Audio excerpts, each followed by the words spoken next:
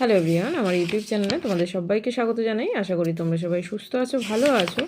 Class 8 তোমাদের বাংলার বনভোজনের ব্যাপার যে গল্পটি আছে সেটি আমি আজকে থার্ড পার্ট আলোচনা করব। এর আগের দুটো পার্ট আমি আপলোড করেছি, একদম লাইন ধরে ধরে তোমাদের সাথে আলোচনা করেছি। কেউ দেখে না থাকলে চ্যানেলে গিয়ে কিন্তু চেক করে নিতে পারো।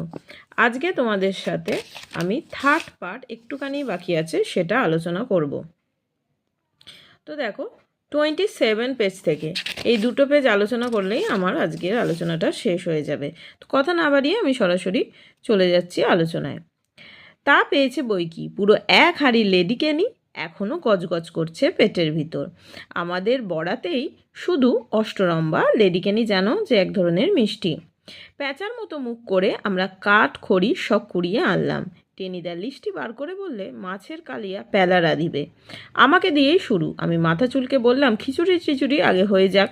তবে তো, খিচুড়ি লাস্ট আইটেম, গরম গরম খেতে হবে, কালিয়া সকলের আগে। নে প্যালা, লেগে যা। ক্যাবলার মা মাছ কেটে নুন টুন মাখিয়ে দিয়েছিলেন, তাই রক্ষা। কড়াইতে তেল চাপিয়ে আমি মাছ ঢেলে নিলাম তাতে। আরে একই কাণ্ড, মাছ দেবার সঙ্গে সঙ্গে কড়াই ভর্তি ফেনা।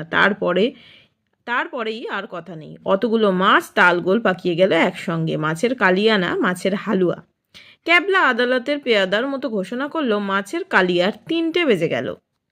তবে রে স্টুপিড, টেনিদা তড়াক করে লাফিয়ে উঠল। কাঁচা তেলে মাছ দিয়ে তুই কালিয়া রাঁধছিস? এবার তোর পালা জ্বরের পিলেরই একদিন কি আমারই একদিন। আমরা দেখলাম ক্যাবলা আদালতের পেয়াদার মতো উচ্চ কণ্ঠে কি বললো, যে মাছের কালিয়া 3টে বেজে গেছে। প্যালা কাঁচা তেলে মাছ ঢেলে দেওয়ার সঙ্গে সঙ্গে কড়াই ভর্তি ফেনা, অতগুলো মাছ তালগোল পাকিয়ে গায়ে একসঙ্গে।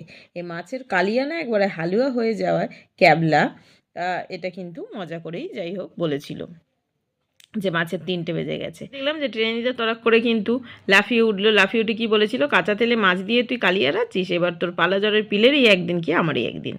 এরপরে দেখো, এ তো মাটিনের রেল নয়, সোজা মাঠের রাস্তা। আমার কান পাকড়াবার জন্য টেনিদার হাতটা এগিয়ে আসবার আগেই আমি হাওয়া, একেবারে পাঞ্জাব মেলে স্পিডে। টেনিদা চেঁচিয়ে বললে, খিচুড়ির লিস্ট থেকে প্যালার নাম কাটা গেল। তা যাক, কপালে আজ পরিমটর আছে, সে তো গোড়াতেই বুঝতে পেরেছি। গোমরা মুখে একটা আমরা গাছতলায় এসে ঘাপটি মেরে বসে রইলাম।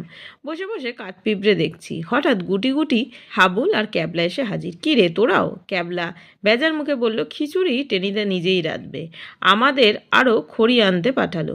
সেই মুহূর্তে হাবুল সেনের আবিষ্কার, একেবারে কলম বাঁশের আবিষ্কার যাকে বলে। এই পালা দেখছস, ওই গাছটায় কীরকম জলপাই পাকছে। আর বলতে হলো না, আমাদের 3জনের পেটেই তখন খিদেই ইঁদুর পাচ্ছে। জলপাই সই। সঙ্গে সঙ্গে আমরা গাছে উঠে পারলাম। আহা, টক টক মিঠে মিঠে জলপাই যেন অমৃত। তাহলে আমরা দেখলাম যে হাবুল সেন সেই মুহূর্তেই কলম্বাসের মতো আবিষ্কার করে যে বাগানের একটা জলপাই গাছে জলপাই পেকে আছে, যা খিদের সময় কিন্তু তাদের কাছে অমৃত তুল্য। কলম্বাসের নাম আশা করি তোমরা সবাই জানো, ইনি একজন ইউরোপিয়ান নাবিক ছিলেন। হাবুলের খেয়াল হলো প্রায় ঘণ্টাখানেক পরে, এই টেনে দেওয়া খিচুড়ি কী হইল? ঠিক কথা, খিচুড়িতে এতক্ষণে হয়ে যাওয়া উচিত। তড়াৎ করে গাছ থেকে নেমে পড়লো ওরা। হাতের কাছে পাতা টাতা যা পেলে তাই নিয়ে ছুটলো ঊর্ধ্বশ্বাসে। আমিও গেলাম পেছনে পেছনে। আশায় আশায় মুখে যাই বলুক, এক হাতে খিচুড়িও কি আমায় দেবে না? প্রাণ কি এত পাষাণ হবে টেনিদার? কিন্তু খানিক দূরে এগিয়ে আমরা 3জনেই থমকে দাঁড়ালাম, একেবারে মন্ত্রমুগ্ধ। টেনিদা এই নারকেল গাছটায় হেলান দিয়ে ঘুমোচ্ছে আর মাঝে মাঝে বলছে, দে দে ক্যাবলা, পিঠটা আরেকটু ভালো করে চুলকে দে। পিঠ চুলকে দিচ্ছে, সন্দেহ কি, কিন্তু সে ক্যাবলা না, একটা গোদা বানর। আর 4-5টা গোল হয়ে বসেছে টেনিদার চারিদিকে। কয়েকটা তো মুঠো মুঠো চাল ডাল মুখে পুড়ছে। একটা আলুগুলো সাবার করছে আর আস্তে আস্তে টেনিদার পিঠ চুলকে দিচ্ছে। আরামে হাঁ করে ঘুমোচ্ছে টেনিদা। থেকে থেকে বলছে, দে ক্যাবলা, আর একটু ভালো করে চুলকে দে। এবার আমরা 3জনেই গলা ফাটিয়ে চেঁচিয়ে উঠলাম, টেনিদা বাঁদর বাঁদর। কি আমি বাঁদর? বলেই টেনিদা হাঁ করে সোজায় বসলো। সঙ্গে সঙ্গেই বাপ বাপ বলে চিৎকার, ই ক্লিচ ক্লিচ কিচ কিচ। চোখের পলকে বানরগুলো কাঁঠাল গাছের মাথায়, চাল ডাল আলুর পুটলিও সেই সঙ্গে আমাদের দেখিয়ে দেখিয়ে তরিবৎ করে খেতে লাগলো। সেই সঙ্গে কি বিচ্ছিরি ভেঙচি! এই ভেঙচি দেখেই না লঙ্কার রাক্ষসগুলো ভয় পেয়ে যুদ্ধে হেরে গিয়েছিল। পুকুরের ঘাটলার চারজনে আমরা পাশাপাশি চুপ করে বসে রইলাম, যেন শোকসভা। খানিক পরে ক্যাবলায় স্তব্ধতা ভাঙল। বনভোজনের 4টে বাজলো। তা বাজলো, টেনিদা দীর্ঘশ্বাস ফেললো। কিন্তু কি করা যায় বলতো প্যালা?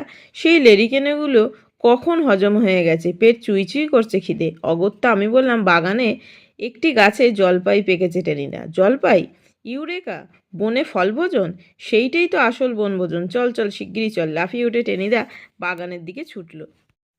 তাহলে আমরা কি দেখলাম? পায়লা, ক্যাবলা আর হাবুল সেন থমকে দাঁড়িয়ে দেখছিল। কি দেখছিল? যে টেনিদা নারকেল গাছে হেলান দিয়ে ঘুমোচ্ছে, আর একটা গোদা বানর তার পিঠ চুলকে দিচ্ছে। ওদিকে টেনিদার চারিদিকে গোল হয়ে বসে 4-5টা বানর মুঠো মুঠো করে চাল ডাল মুখে পুড়ছে, এবং একটা আবার আলুগুলো সাবার করতে করতেই কি করছে, আস্তে আস্তে টেনিদার পিঠ চুলকে দিচ্ছে। এই অদ্ভুত দৃশ্যে তারা প্রায় মন্ত্রমুগ্ধ হয়ে দেখছিল। মন্ত্রমুগ্ধ মানে একদম আচ্ছন্ন হয়ে যাওয়া। দেখো, ক্যাবলার মামার বাড়ির বাগানে বনভোজন করতে গিয়ে আমরা একটুখানি এটা একটু আলোচনা করে দিই, তাহলে তোমাদের সুবিধা হবে। কি দেখছিলাম? যে বনভোজন করতে গিয়ে টেনিদা খিচুড়ি রান্নার দায়িত্ব নেয়। ওদিকে হাবুল সেন বাগানে একটা জলপাই গাছ দেখতে পেয়ে প্যালা আর ক্যাবলাকে জানালে তখনই তারা 3জনে গাছ থেকে পাকা জলপাই পেড়ে খেতে শুরু করে। ঘণ্টাখানেক পরে খিচুড়ির কথা মনে পড়লে তারা ফিরে এসে দেখে একটা নারকেল গাছে হেলান দিয়ে টেনিদা ঘুমোচ্ছে, আর একটা গোদা বানর টেনিদার পিঠ চুলকে দিচ্ছে।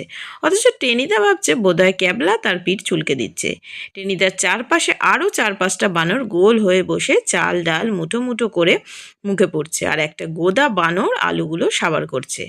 প্যালাদের চিৎকারে বানরগুলো চাল ডাল আলুর পুটলি নিয়ে তাদের ভেঙচি কেটে কাঁঠাল গাছে উঠে যায়। তখন খাবার বলতে আর কিছুই থাকে না। শেষ পর্যন্ত টেনিদাকে বাগানের পাকা জলপাই খাওয়ার জন্য প্রবল খিদের তাগিদে ছুটে যেতে হয়। তাহলে আমরা দেখতে পেলাম এই যে বনভোজনের ব্যাপারটা, এটা শেষ পর্যন্ত কিন্তু ফল ভোজনের পরিণতিতে এসে পৌঁছায়। তাহলে এত অবধি আশা করি তোমাদের বুঝতে কোনো অসুবিধা হয়নি। তাও যদি কারোর কোনো অসুবিধা হয়ে থাকে আমাকে কমেন্ট বক্সে জানিও, আমি নিশ্চয়ই তোমাদের অ্যান্সার দেবো। তো সবাই খুব ভালো থেকো, সুস্থ থেকো, সাবধানে থেকো, টাটা।